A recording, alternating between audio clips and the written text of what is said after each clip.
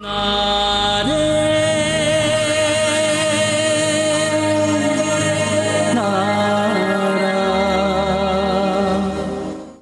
உங்க முன்னாடி உண்மையை நிரூபிப்பேன்னு சொன்னேன் இல்ல, இதோ அந்த உண்மை.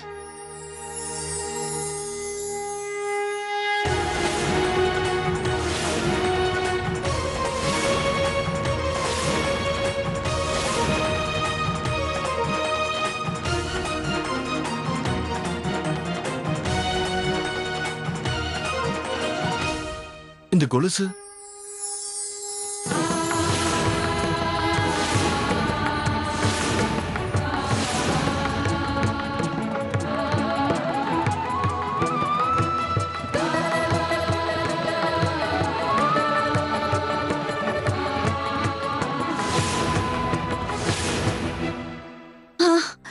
நேத்து நான் உங்ககிட்ட சொல்லிட்டு இருந்தல, அந்த கொலுசு இதுதான். ஆனா நீங்க தான் நான் சொன்னதை நம்பவே இல்லை. இது அந்த இன்னொரு கொலுசு. நல்லா பாருங்க, இதுதான் அதோட ஜோடி. இதோட இன்னொரு கொலுசு 5 வருஷத்துக்கு முன்னாடி உங்ககிட்ட இருந்தது. இன்னொன்னு ஏன் கால்ல இருந்தது. நம்மளோட அன்பு, நம்மளோட காதலுக்கான சின்னமா இது இருந்தது. சபாஷ் ராதிகா, சபாஷ்.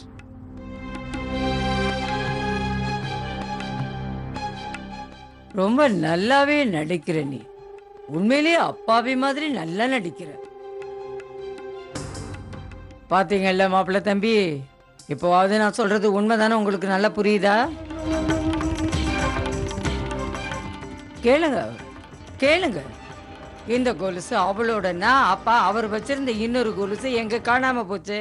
ஏன்னா அந்த இன்னொரு கொலுசை இந்த கன்னிகா ஒளிச்சு வச்சிருந்தாங்க. இல்லவே இவங்க போய் சொல்றாங்க.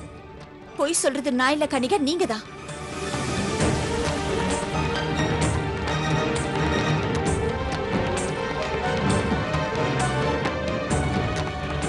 நான் பொய் சொல்லுவேன், நீங்க நம்புறீங்களா? என்னோட கண்கள்லயும் நான் பேசுறதுலயும் உண்மை இருக்குன்னு உங்களுக்கு தெரியலையா? ஏன் மௌனமா இருக்கீங்க?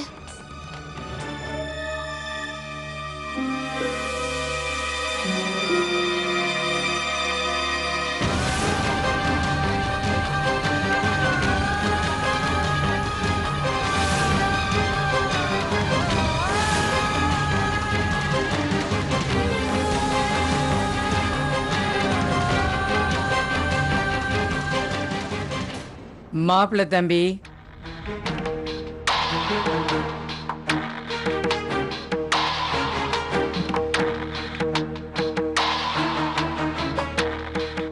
இந்த 2 கொலுசும் பார்க்க ஒரே மாதிரி இருக்கு. எது உண்மையான கொலுசு, எது பொய்யான கொலுசு, அது ஆசாரியால கூட நிரூபிக்க முடியாது ராதிகா. இதுதான் உண்மையான கொலுசு. ராதிகா, நேத்து ராத்திரி எப்படியாவது நீ இந்த கொலுச பார்த்துட்ட. எங்கேயாவது போய் அதே மாதிரி கொலுச வாங்கிட்டு வந்துட்டு இப்ப அதை வச்சு நீ நாடகம் ஆடிட்டு இருக்க. இந்த மாதிரி கொலுசு கடை பக்கம் போனீன்னா எத்தனையோ கொட்டி குவிச்சு வச்சிருக்கானே. இல்ல எங்கேயும் போகாம இதே மாதிரி இன்னொரு கொலுசை கொண்டு வந்து கொடுத்துட்டேன்னா நிச்சயமா உன் பேச்சு உண்மைதாங்கிறத நாங்க ஏத்துக்கிறோம். இவங்க சொல்றது கேட்காதீங்க, நீங்க உங்க மனசு சொல்றது கேளுங்க. இதைத்தான் நான் உங்களுக்கு சொன்னேனே மாப்பிள்ள தம்பி. நீங்க அவ கண்ணை பார்த்து பேசவும் மாட்டீங்க, உண்மையை ஏத்துக்கவும் மாட்டீங்க. இப்ப அவளோட இதையும் சொல்றதை கேட்டு சொல்லுங்க.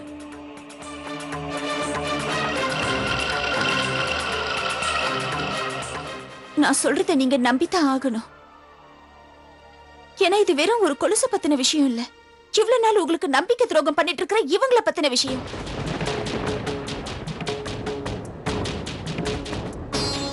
இப்பதான் இந்த கன்னிகா தான் வாயாலே சொன்னாங்க, நீங்க இவங்களோட கணவர், அவ இல்லன்னு.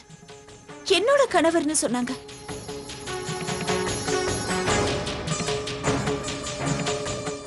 இவங்க எல்லாரும் உங்களை பயன்படுத்தி உங்க மகா பண்டிதர் பதவியையும் அதுக்குண்டான சொத்தையும் அபகரிக்கிறதுக்காக தான் நாடகம் ஆடிட்டு இருக்காங்க. இவங்கள உங்க அம்மா மாதிரி நினைக்கிறீங்கல்ல? இவங்க உங்களுக்கே தெரியாம எவ்வளவு பெரிய துரோகம் பண்ணிட்டு இருக்காங்க தெரியுமா?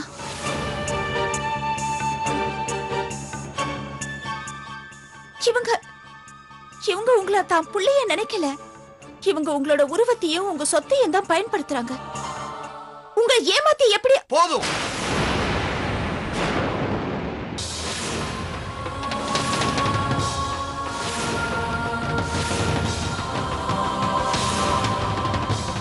மாதா ராம்ஜிக்கு எதிராக நான் ஒரு வார்த்தையை கூட கேட்க விரும்பல. உங்களால எப்படி அவங்கள பத்தி இப்படி நினைக்க முடியுது?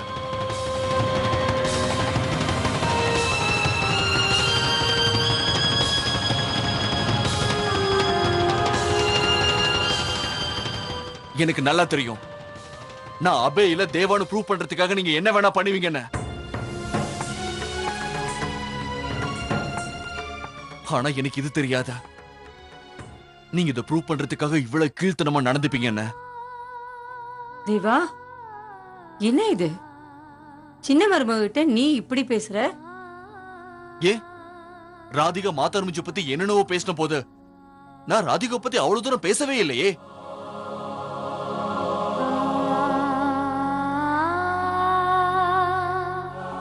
மாப்பிள்ள தம்பி, இந்த சின்ன விஷயத்துக்கு எதுக்கு கோச்சுக்கிறீங்க? மாதாராம்ஜி, உங்களை அவங்க அவமானப்படுத்துறதையோ இல்ல அவங்க தரகுறவோ பேசுறதோ பார்த்துக்கிட்டு என்னால சும்மா இருக்க முடியாது.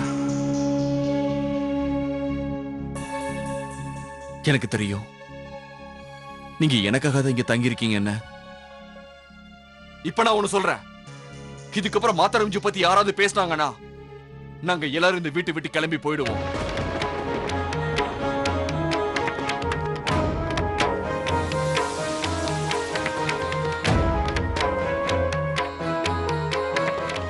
நாங்க இந்த குடும்பத்துக்கு உதவி பண்றதுக்காக தான் வந்திருக்கோம்.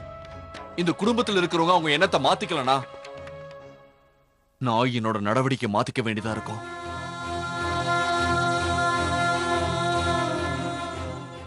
இன்னைக்கு நான் என் அப்பா அம்மாவுக்கு திவசம் கொடுக்க போறேன். அதுக்கப்புறம் நானே ஆகராக்க போறேன் உண்மையை தெரிஞ்சுக்கிறதுக்கு.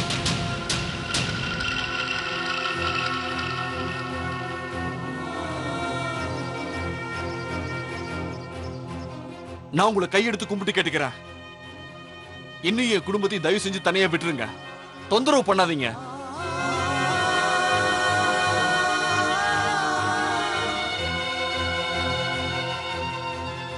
வாங்க மாதாராம்ஜி, தவச பூஜைக்கு நேரம் ஆயிடுச்சு.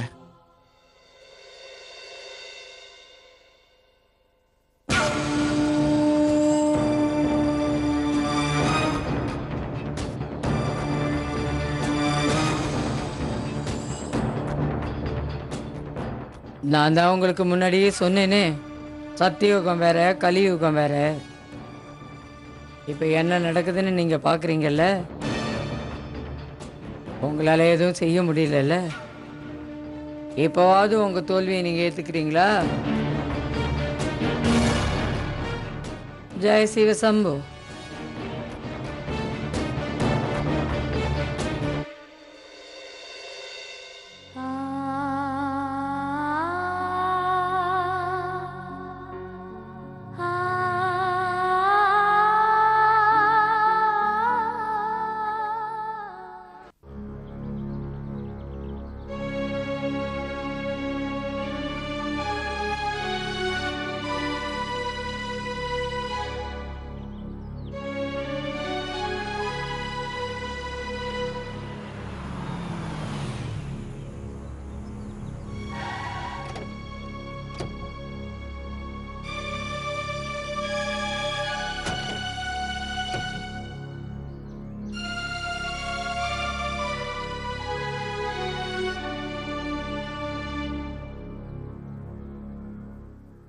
வாங்க, இந்த இடத்துல உட்காருங்க.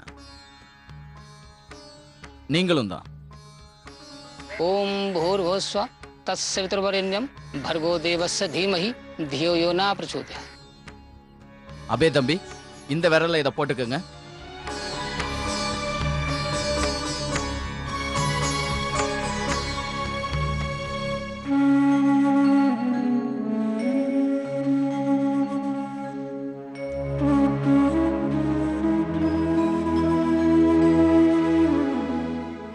கண்ணா, உயிரோட இருக்கிற தன் தாய்க்கு திதி கொடுக்க போயிருக்காரு. இந்த பூஜை ரொம்ப அபத்தமானது. நீங்க தான் எப்படியாவது தடுத்தாகணும் கண்ணா.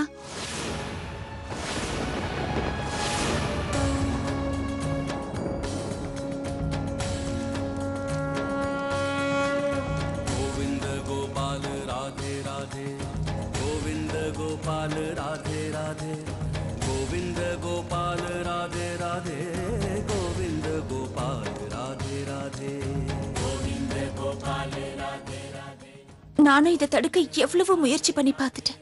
இந்த பூஜை நடக்க கூடாதுன்னு அவர் முன்னாடி உண்மையை கொண்டு வர நானும் எவ்வளவு முயற்சி பண்ணேன். ஆனா நான் தோத்து போயிட்டேன் கண்ணா.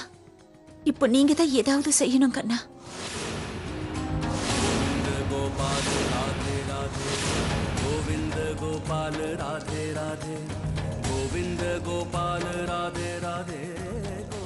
அங்க இருக்கிற சாதத்துல நீங்க 9 பிண்டங்கள் செய்யணும். அதுல ஒவ்வொன்னா அந்த இலையில வச்சுக்கிட்டே வாங்க.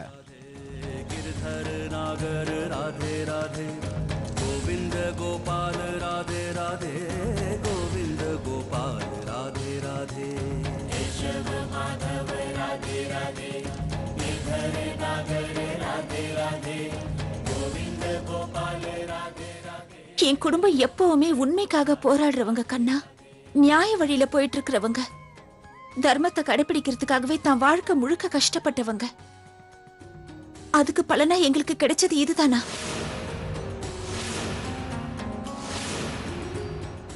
பதில் சொல்லுங்க கண்ணா. நீங்க இருக்கும் போதே ஒருவேளை இந்த அதர்மம் நடந்துடுச்சுன்னா அப்புறம் உங்களை யார் வணங்குவாங்க? எனக்கு தெரியும் கண்ணா, அவரோட கண்களை அந்த மாதாராம்ஜிங்கிற மாயை கட்டி போட்டிருக்கு. ஒருவேளை இன்னைக்கு இந்த பூஜை மட்டும் நடந்துடுச்சுன்னா சத்தியம் தோத்து போயிடும் கண்ணா.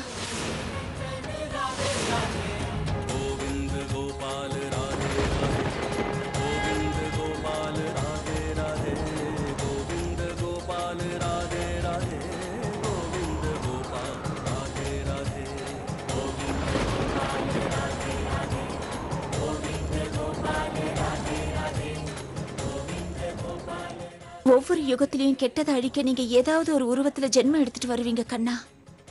இப்போ இங்க நடக்கிற கெட்டதையும் நீங்க தான் அழிக்க வரணும் கண்ணா. தயவு செஞ்சு இந்த பூஜையை நடக்க விடாதீங்க கண்ணா. நீங்க தான் எப்படியாவது தடுத்து நிறுத்தணும்.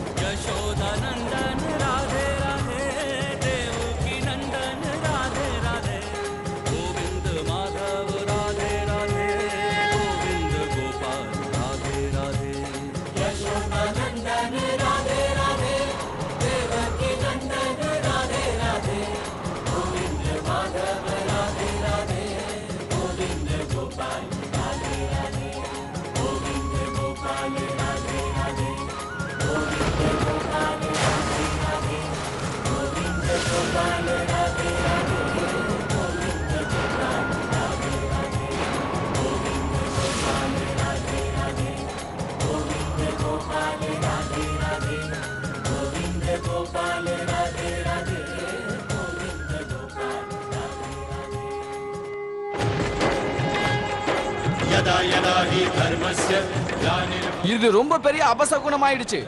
தேவசம் கொடுக்கிறது பாதியிலே நின்னுடுச்சு. இனிமே இந்த பூஜையை நம்மால முழுமையா முடிக்க முடியாது.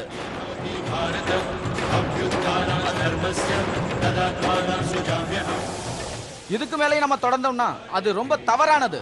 அது குடும்பத்துக்கு நல்லது இல்ல. இதோட இதை நிறுத்திக்கலாம்.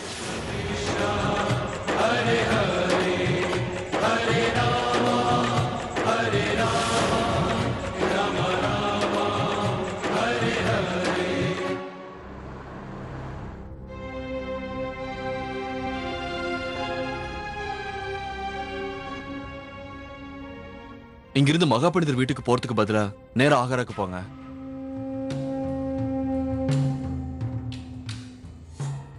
மாப்பிள்ளை தம்பி, திடீர்னு ஆக்ராவுக்கு போகணும்னு ஏன் முடிவு பண்ணீங்க? மாதாராம்ஜி, நான் கவனிச்சுக்கிட்டு தான் இருக்கேன். நம்ம டெல்லி வந்தது இங்க எதுவுமே சரியா நடக்கல. இங்க நடந்ததெல்லாம் பார்த்ததுக்கு அப்புறம் என் மனசுக்கு ரொம்பவே கஷ்டமா இருக்க. மாப்பிள்ளை தம்பி, இன்னைக்கு இப்பவே நீங்க ஆக்ராவுக்கு போறது நல்லது இல்லைன்னு என் மனசுக்கு தோணுது. ஏன் மாதாராம்ஜி? இன்னைக்கு இங்க நடந்ததெல்லாம் பார்க்கும்போது என் மனசுக்கு ரொம்ப வேதனையா இருக்கு மாப்பிள்ள தம்பி. இது எல்லாமே ஏதோ அபசகுனம் மாதிரி எனக்கு படுது.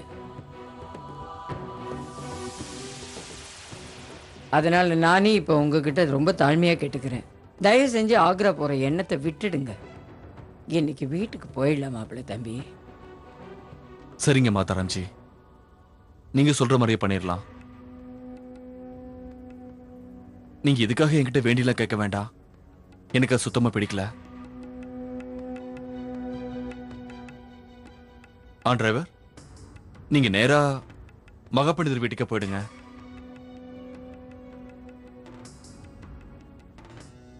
கடவுளே, இவன் எப்பவுமே சந்தோஷமா இருக்கணும்னு தலையில எழுதிட்டியா என்ன? சீக்கிரமா அவன் நினைவுகளை திரும்ப கூட, அப்பதானே எனக்கு ஒரு நல்ல காலம் பிறக்கும் பிரபு. நான் மருந்து எழுதியிருக்கேன், அத காலையிலயும் சாயந்தரமும் கொடுங்க. வேற ஏதாவது ப்ராப்ளம்னா எனக்கு ஃபோன் பண்ணுங்க. சரிங்க நான் டாக்டர். கிளம்புறேன். சரிங்க. வாசு, வாங்க. ராதிகா நல்லா இருக்காங்கல்ல?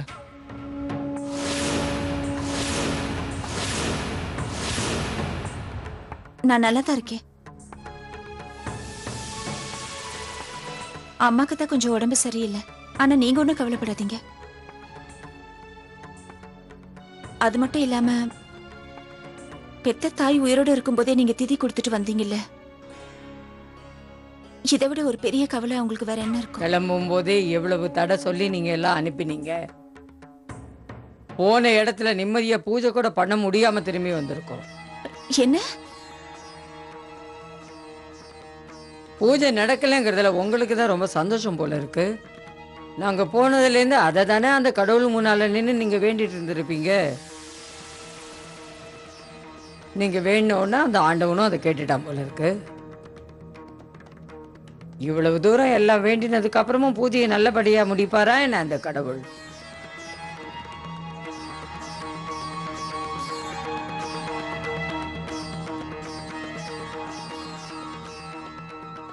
இதுக்காக நீங்க என்ன குறை சொல்லக்கூடாது மாதாராம்ஜி.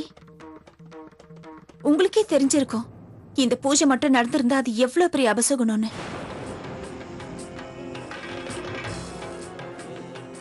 நல்ல வேளை கண்ணை இந்த பூஜை நடக்க விடாம தடுத்துட்டாரு.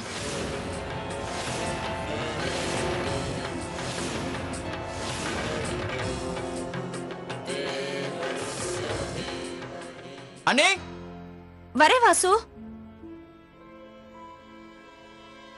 நீங்க ரெண்டு பேரும் என் கூட வாங்க.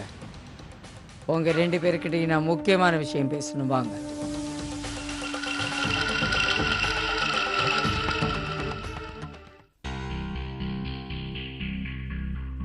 என்னாச்சுமா?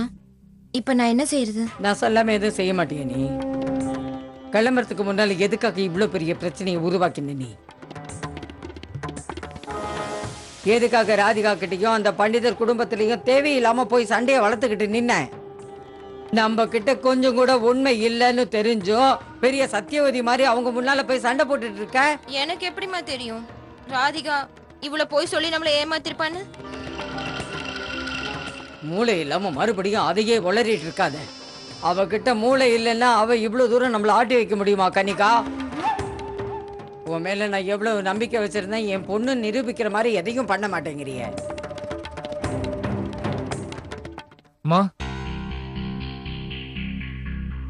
சொல்லு, என்ன சொல்ல வந்த சொல்லு.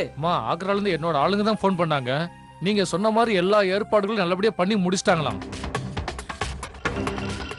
அவங்க பண்ணிருக்க ஏற்பாடுகளை பார்த்தா நீங்க சந்தோஷப்படுவீங்கன்னு சொன்னாங்க.